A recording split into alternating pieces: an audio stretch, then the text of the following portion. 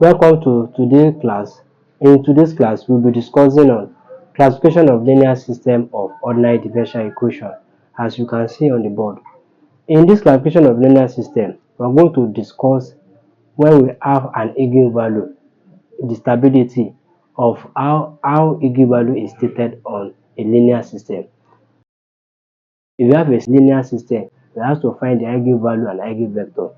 So when you get the eigenvalue, how are we going to state the eigenvalue is what we are considering it. So we call it a stability. So if you have a question related to to this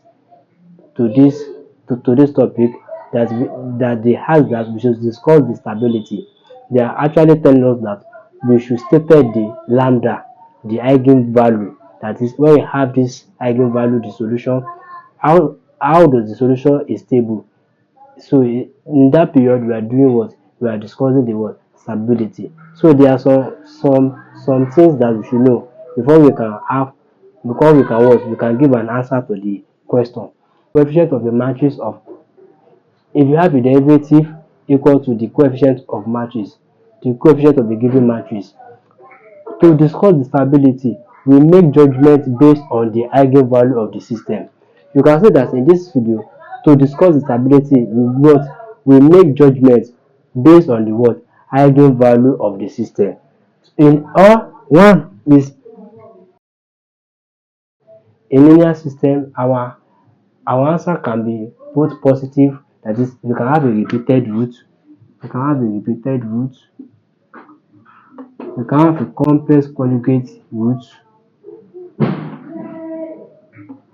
Also, as well, we can have unrepeated root, that is repeated root. Repeated root means if you have the same thing, and we can have complex conjugate root.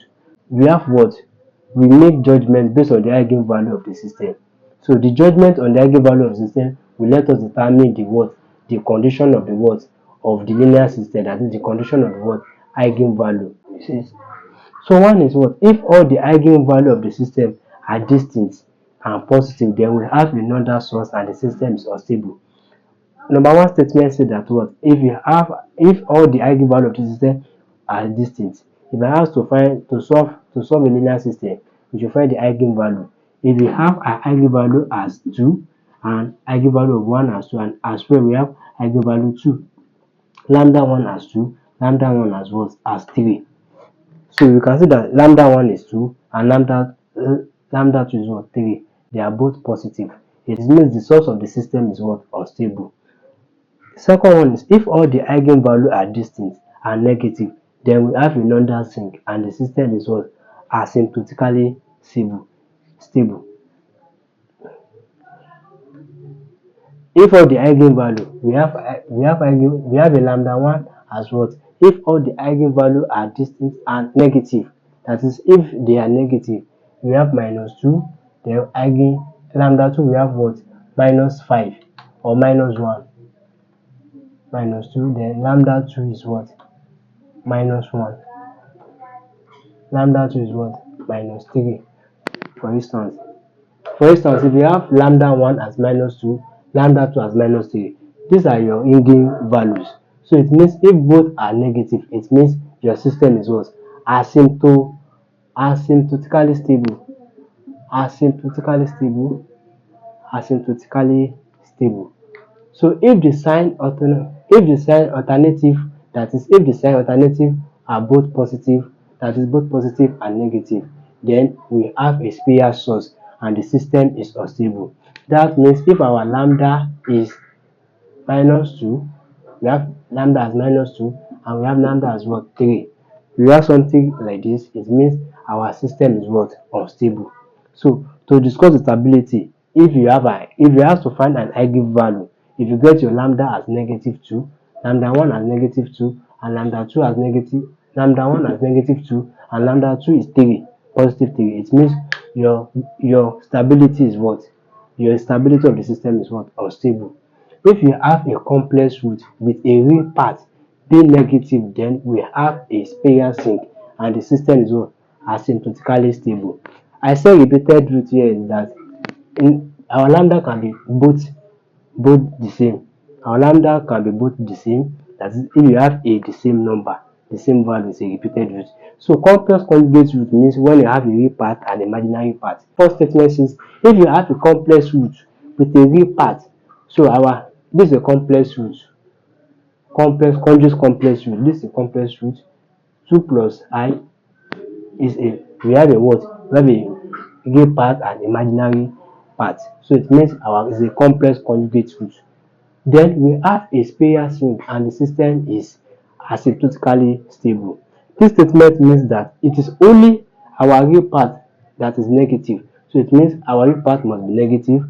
So if our lambda 1 is minus 2 plus I, then our lambda 2 must be always what? Minus 2 minus I. If our real part here, if our real part is only real part is the positive number. That is all those positive terms. Real part is negative and positive. The first number is a real part. Here is our real part. Second one is what? When I have these are imaginary units. So if you have I is an imaginary, the first all both number that is positive, negative, fraction, rational, irrational are called real number. So if these real parts are negative, it means our system is what? Asymptotically stable. Then the last one is if you have a complex root with the real part being positive, then we have a spurious source and the system is what? Unstable. It means if you have 2 plus 5I as lambda 1, then our lambda 2 is what? 2 minus 5I. You can see that our real part here is 2. Our real part here is 2. And the statement says that if you have a complex root, this is a complex root, a complex conjugate root, with the real part being positive, you can see the real part is positive, the second lambda is positive as well. It means our system is what? Our system is unstable. The judgments we make when we have to find a linear system of solution, whereby we are given a matrix to solve by considering the eigenvalue, then the eigenvector. So before we can do eigenvector, we have to find the eigenvalue. And if you have an eigenvalue in form of this, it means it's stable, unstable. If they are both positive, it means unstable. If they are both negative, it means they are what? Asymptotically stable. If you have a complex root, if the real part is positive, it means it is what? It is a unstable. If the real part is negative, it means what? It is what? Asymptotically stable. So with all this one, we can, when we have any question related to finding discuss the stability from this, what we have done today, it can let us know to give the judgment on the eigenvalue, the lambda on the eigenvalue, that this eigenvalue is what? Is unstable. This eigenvalue is unstable due to what I have shown on this video. I hope you find this interesting and don't forget to subscribe to my channel. Thanks for watching.